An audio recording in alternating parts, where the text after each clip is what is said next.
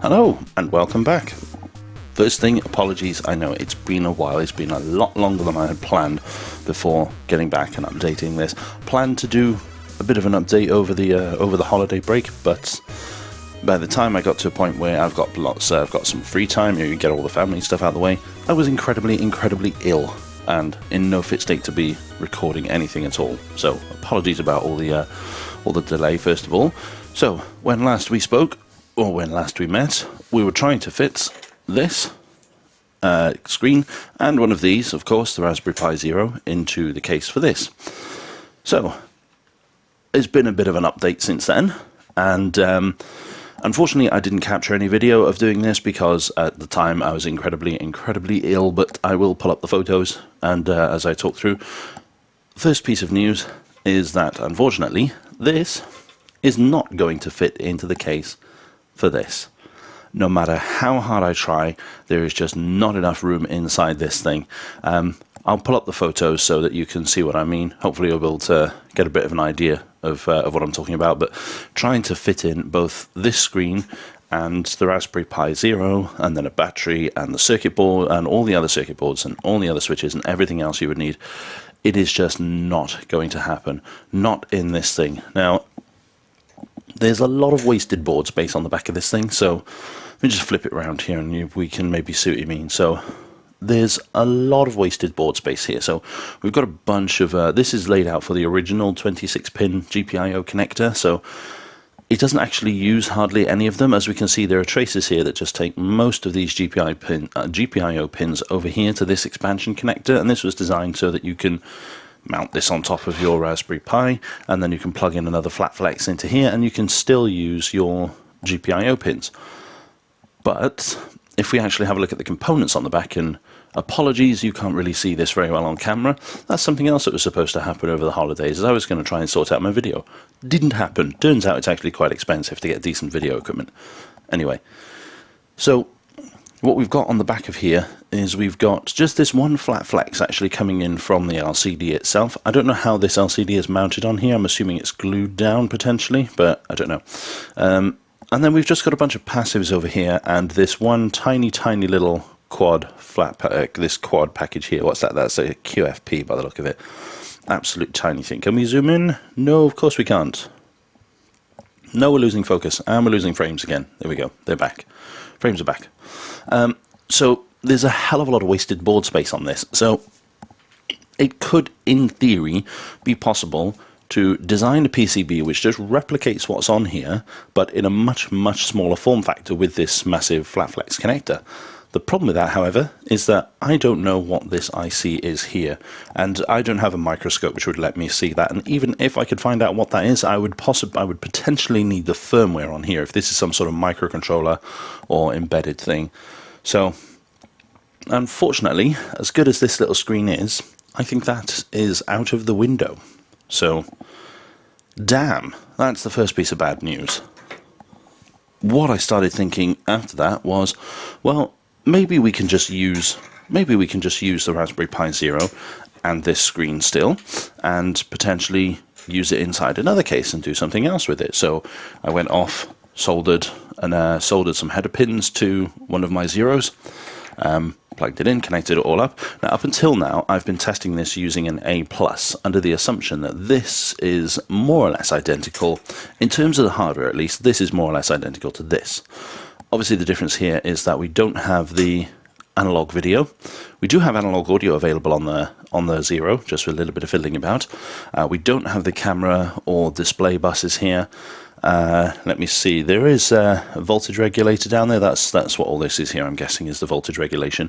Instead of a full-size USB, it's got a micro USB, but the processor and the memory on this is exactly the same as this, in theory. So it should just be a simple case of popping the SD card out of the A+, plug in my screen, and plug in the SD card in here and boot it up, and hey presto.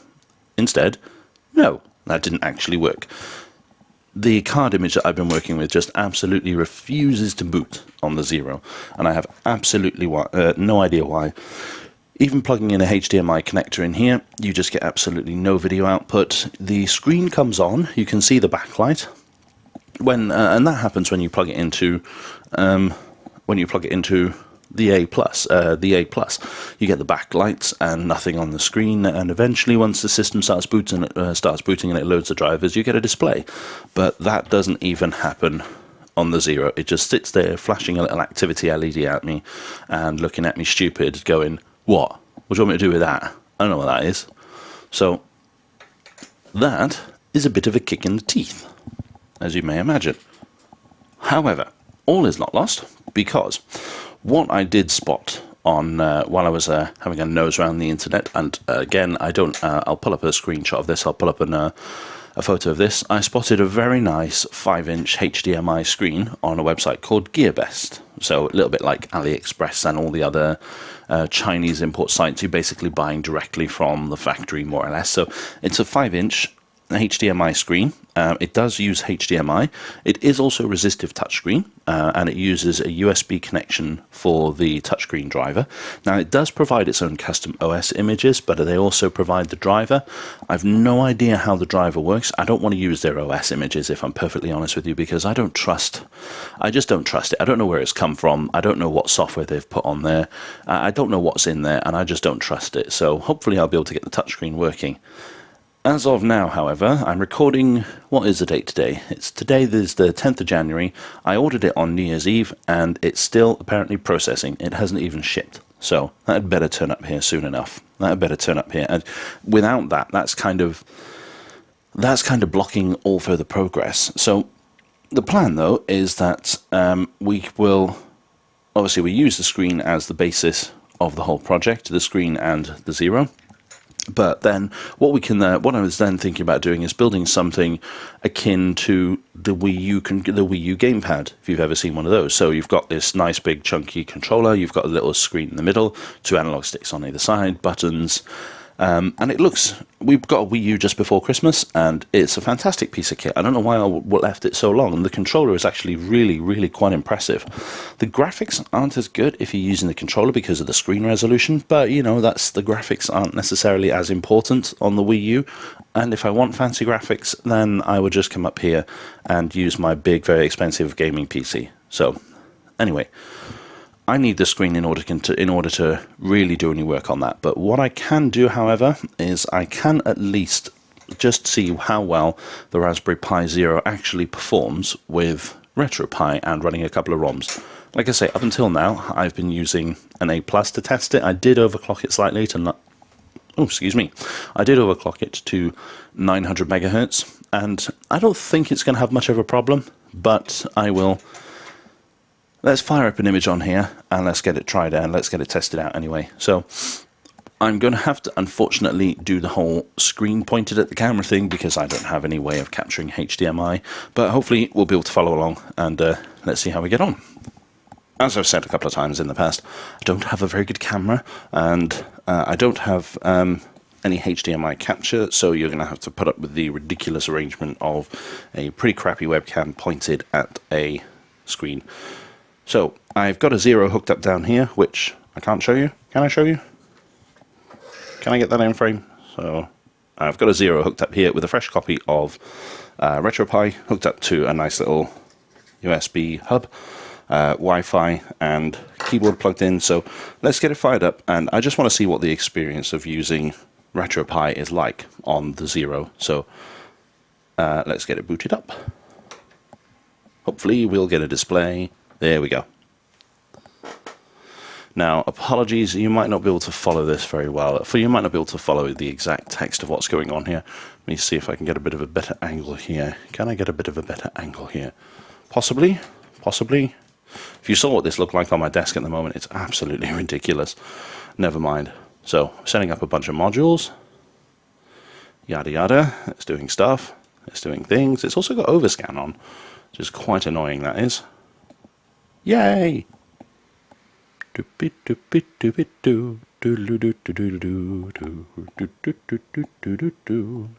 Ah, here we go. So, you can't really see this on screen now, but what it's telling me is that there are no gamepads connected. So, hold a button on your device to configure it. Keyboard. So, D-pad up, down, left, right. Oh, now, I want this to mirror MAME controls if possible. So start and select. Start for player 1 is normally 1. Select is 5, which is key in. A and B are Control and Alt. Now, I want to skip the rest of these because you don't really need them for Emulation Station. So let's skip the rest of these. And here we go. We're into RetroPie. Cool. So RetroPie, as most people will probably know, is, as well, anybody familiar with it might know, is that is completely useless pretty much out of the box without any ROMs on it. But there's a bunch of configuration that needs to be done. So let's get to that. So let's go into this menu here. And first of all, we need to, let's just have a quick look down through here. So Wi-Fi is going to be damn handy. Let's definitely get my Wi-Fi fixed. So connect to Wi-Fi. Yeah, I'm going to skip all this because you don't need to see me setting up my Wi-Fi. Okay, so that's the Wi-Fi sorted out. What else do we need to do in here? So it's... Oh, hello, there's noise. Let me turn that volume up a little bit. You may not be able to make it out very well on the video because the microphone I'm using is attached to my head. So let's see. You can just about hear it. Right, so Wi-Fi is done. I need to do the Raspberry Pi config thing. Let's do that. So expand file system. Yes, we will do that on the next. Oh no! Oh, yeah, there we go. On the next reboot, that'll do. Change the user password. Luckily, you cannot see what I'm entering here.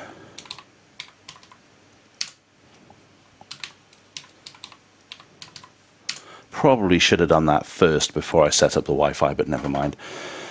So, I don't want to mess around with booting to desktop.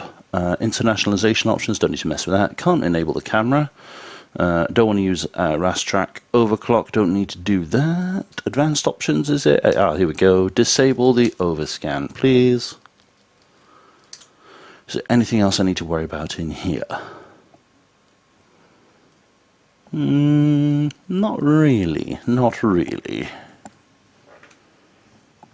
Okay, so that's that. That's finished. It's going to ask me to reboot. Yes, I do want to reboot, please. This is all fairly standard stuff, to be honest, for setting up thingy bob, you know, RetroPie. This is all standard stuff. Okay, so what I'm going to do next is I need to get some ROMs on here to actually try things out. So I will probably use Final Burn Alpha, since I don't know if I have any ROMs available for the right version of MAME on here. Oh, what's going on here? Why has it gone back to... What's it doing? It's fine. It's fine. There we go. So I don't know if I've got the right version of ROMs for the version of MAME on here. I'm going to need to go and re-download the games I want to use. But what I probably can do, however, is copy across some Final Burn Alpha. So I'm going to do that, and I will be with you in a moment because I need to do this on my main PC, and it's really awkward. So I'll be back. Okay, finally. It's finally bloody done. Okay, so what we need to do now is need to restart in order for, what's that thing called? Emulation Station to pick up the ROMs. So let's do a quick reboot, and hopefully I can see what kind of performance I would expect, or I can hope to get out of this. Final Burn Alpha apparently is quite well.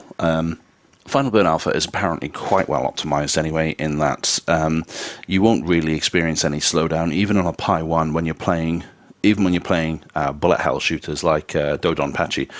I should have copied Dodonpachi across if I'd have thought about it, but never mind. I've got a couple of other games that I quite like on there as well. Doopy doopy doo, doopy doopy doo, doo. Nothing I can do about the boot times other than cut the video.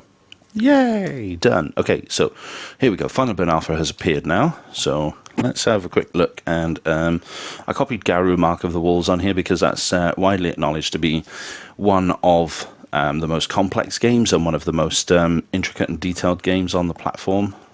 So let's have a quick look at Super Puzzle Fighter 2 Turbo, because I rather like that game. Now, apparently, from what I can remember, this uses the default MAME controls. So 5 should be coin, Control for button 1, Alt button 2, space button 3. Recycle, don't trash it. Whatever, mate.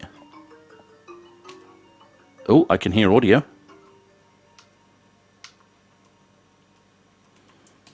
Oh, come on. Capcom. I gotta be honest, you can't hear it very well, unfortunately. Whoa, this is different to my version that I'm used to. Ah, here we go. The controls are not the same. The controls are not the same. Bum. Okay. I don't know what anything is. I'm just pressing all of the buttons here. I'm pressing all the buttons and nothing is happening. Oh, I got an FPS display. Cool. I don't know what's happening. I can put coins in. That's not helping me. Ah, okay. Normal. Okay, so it uses the start and buttons in the wrong place. I gotta be honest, like I say, unfortunately you can't really hear it very well, but the sound on this is perfect. I'm not getting any of the problems that I was when I was using the A+ and its analog audio. Let's have a quick go on this, because I really like this game. Still kick people's ass on it today. There is a HD version of this available on the Xbox 360. I did have that for a while before I ditched my Xbox. A lot of fun. You don't necessarily need the HD remaster version though. This one is just good enough. Now, if I'm not careful, this is going to turn into a video of me playing Super Puzzle Fighter 2 Turbo. But no, that's fine. I'm quite satisfied that that works well. That works well enough. That is going to be more than adequate for what I need it for. Right, Morrigan, have this. And this. Have that. Yeah, that sound is absolutely perfect. I've got no complaints about that sound whatsoever. That should sound quite good. The only question is, oh yeah, get that. The only question really is, how am I going to get the sound set up? And that's still one to think about. Very nearly. Yes, come on. Gotcha. That's enough of that. That's enough of that. I'm quite satisfied that that works very well indeed. Very well indeed. So let's have a quick look at Garou just to see if that works well enough. I got to be honest, I've never played Garou Mark of the Wolves, but it is apparently one of the more complex, one of the more intricate, and one of the more detailed games out there. So let's have a quick look. I really should have copied across Dodonpachi, one of the Dodonpachi games. That would have been absolutely ideal. Never mind. I didn't think of it at the time.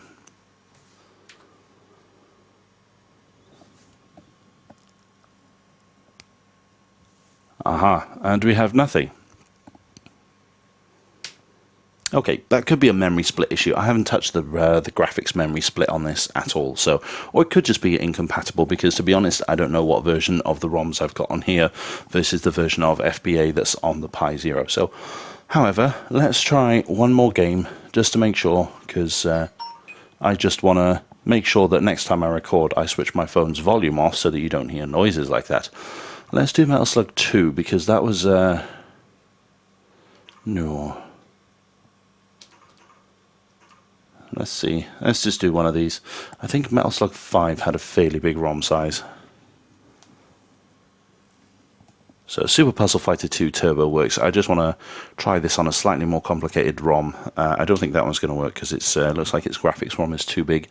I may need to go and adjust the memory split on this.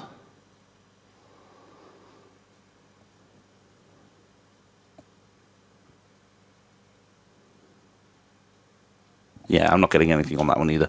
That's probably just a memory split thing. I just need to make sure that the... Well, I don't know. I'll go and do some reading, I guess. But apparently these are supposed to be compatible. But I'll do some reading. Let's try number 4.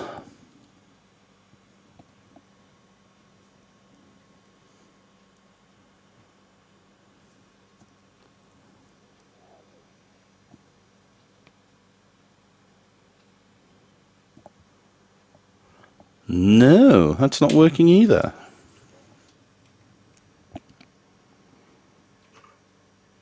Okay, number 3 then. One of these has got to work, surely.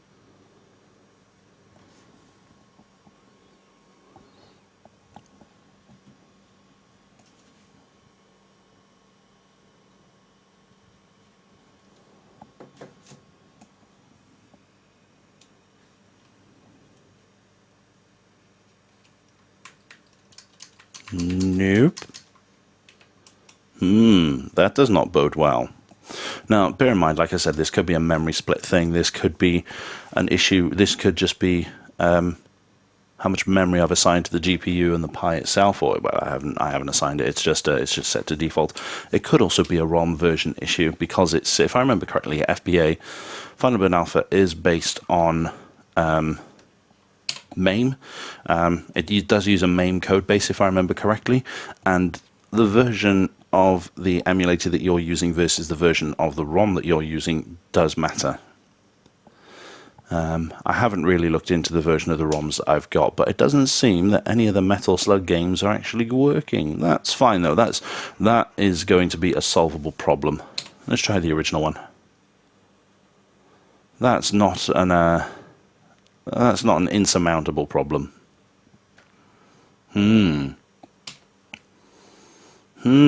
Worst case scenario, I mean, we can just run everything through MAME. The reason I chose Final Burn Alpha is because it's supposedly very, very well optimized for the Raspberry Pi, and runs most games at full speed. Let's try one of the 1945 ones. These should be fine. Yeah, there we go. Yeah, look at that. This works perfectly. I'm going to be a British Tornado. Sound is very quiet on this, but this is working absolutely fine. Not wrong with this whatsoever. You can't unfortunately tell very well because my camera's a big pile of crap. But, oh, hello, I like that. But this is working perfectly. The sound seems to be very, very quiet on this. Very quiet, very odd.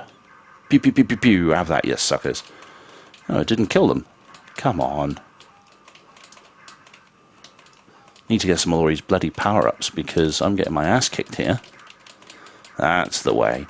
Now, you see what I miss using here is my arcade controller that I built. I really do miss using that for arcade games. This keyboard really does suck.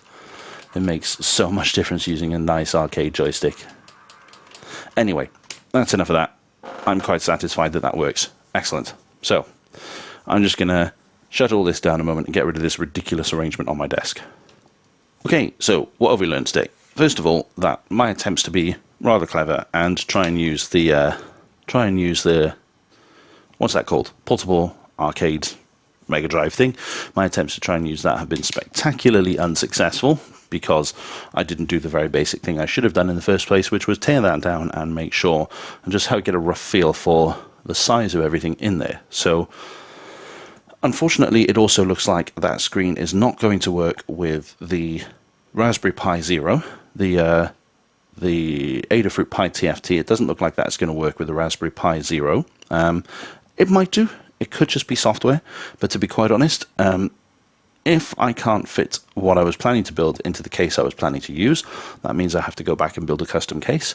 So screw it. I might as well get a slightly better. I might as well get a better screen while I'm at it. So as soon as that screen turns up from GearBest, or as soon as it's damn well shipped, I'll hopefully be able to pick this back up. So the plan, however, then is that the Raspberry Pi Zero seems to be more than powerful enough to run the kind of games that I like, that I want to play on there. So everything, from what I gather, everything that runs on MAME works already. Everything that's on the MAME versions on, well, the versions of MAME that run on what's it called, for crying out loud? RetroPie, for the original Raspberry Pi and the Zero. They work quite well, and they're not going to have any problem running. But more importantly, a lot of the games that I like to play are most of them are going to be available on Final Burn Alpha, so I just need to make sure that I get the memory splits right. So I don't know what this portable thing is going to look like yet. I have made a couple of decisions, however, so far. In that, first of all, I'm going to use a HDMI screen. This way I get to use all of the video acceleration built into the Raspberry Pi's GPU. I don't want to have to muck around with frame buffer copy or a frame buffer TFT or anything like that. I'm just going to use a straight HDMI screen, being nice and easy. I'm going to need to build some kind of custom input, and at the moment I don't know whether I want to use the Raspberry Pi's GPIO pins here, or whether or not I'm going to build a custom solution. I am going to want to have Wi-Fi built in, so where are they? Let me try and get this thing out. We've got one of these. I've got one of these tiny little Wi-Fi dongles, and this will just be a PCB with a couple of components and an antenna on it. So that, oh, excuse me, that will be ideal because that's nice and small, and we can integrate that quite easily.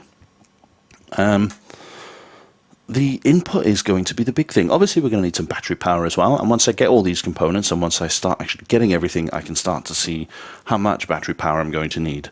I've already found a couple of off-the-shelf modules which will do both LiPo charging and boost conversion at the same time. And they're designed in such a way that you can either power it from the LiPo or you can power it from the mains while you're charging, depending on how much power draw is needed across the entire system versus how much what the charging capacity is and all that stuff. But I'm not going to know what sort of power I'm going to need until I get all the components and I can start measuring things. And I still haven't had my flipping order shipped from Gearbest. Get on with it. I even chased them up the other day and they just said, "Oh, we're working very hard to make sure your order gets out as quick as possible." It's not helpful. What else? So I think that's going to be the main thing then, is the control and how that works. So I wonder if I can find the prototype. I've already made a prototype controller, and I'll go and have a quick look for it a second, see if it's to hand. I already made a prototype GPIO controller a little while back, so give me 1 second. I should have thought of this beforehand, but I didn't. Deal with it. Here we go. Should have thought of that beforehand. So here's a prototype GPIO controller I made a little while back. This, as you can probably see, uses the 26-pin GPIO layouts, and unfortunately because of the connector size, this won't work. You can't plug this into a 40-pin GPIO connector, but just to prove a principle, so we've got our 6 buttons here, we've got a coin and start, and then a D-pad. It proves the principle. It works really, really well. So that obviously is an option. However, what I may do is I may go with a custom solution using the Teensy microcontroller.